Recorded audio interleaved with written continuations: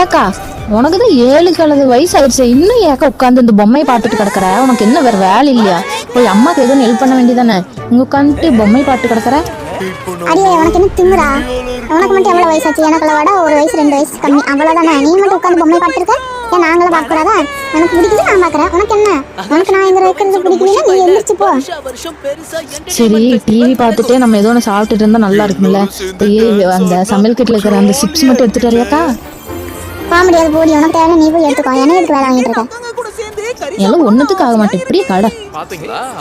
உனக்கு இந்த சின்ன உனக்கு யார் ரொம்ப பிடிக்கும்?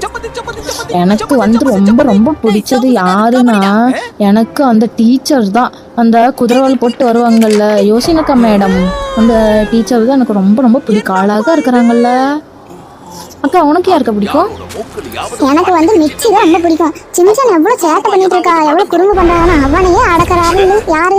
ஒரு ஆளு தான், அது மிச்சி தான். அதுதான் எனக்கு மிச்சி ரொம்ப பிடிக்கும். பார்க்கணும் எவ்வளவு அழகா இருக்கிறாங்க. 2 குழந்தை எப்படி பாத்துக்கிறாங்க, ஒரு கஷ்டப்படாம அப்படி பாத்துக்கிறாங்க. எந்த ஆபத்து வந்தாலும் ஒரு அம்மாவை எப்படி முன்னாடி நின்று எப்படி காப்பாத்துறாங்க பாத்தீங்களா? அதனால எனக்கு மிச்சி தான் ரொம்ப பிடிக்கும்.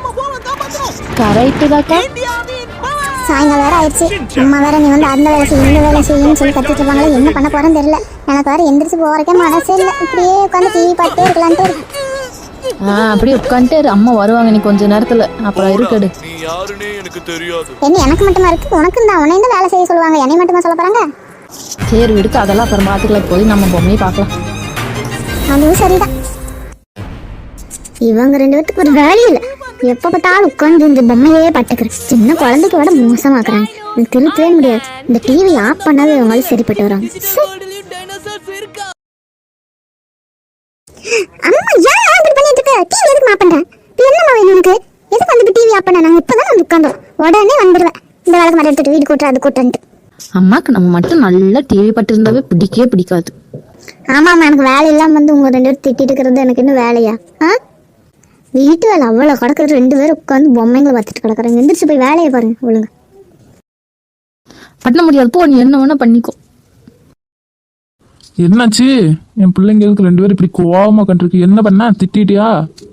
ஆமா, இவங்களுக்கு திட்டணும் தான் நான் தாவம் இருக்கிற.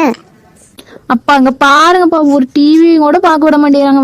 வந்து ஆஃப் பண்ணிட்டு இருக்காங்கப்பா. லீவு தானேப்பா எங்களுக்கு, ஸ்கூலும் இல்ல. ஏமா இப்ப பார்த்தது என்ன? எதுக்கு அவங்களுக்கு எது டிவி எதுக்கு ஆஃப் பண்ணி விடுற? இப்ப கொஞ்ச நேரம் பார்க்கட்டுமே, கொஞ்சம் வேலையை மட்டும் நீ செய்ய, அப்புறம் அவங்க செய்வாங்க. இப்படியே விட்டு தான் அவங்க 2 பேரும் திருந்தவே மாட்டாங்க. உங்களுக்கு வேற வேலையில் இவங்களுக்கு வேற வேலை இல்லை. என்னமோ பண்ணி தொலைங்க. வேணும்னே பண்றதுப்பா.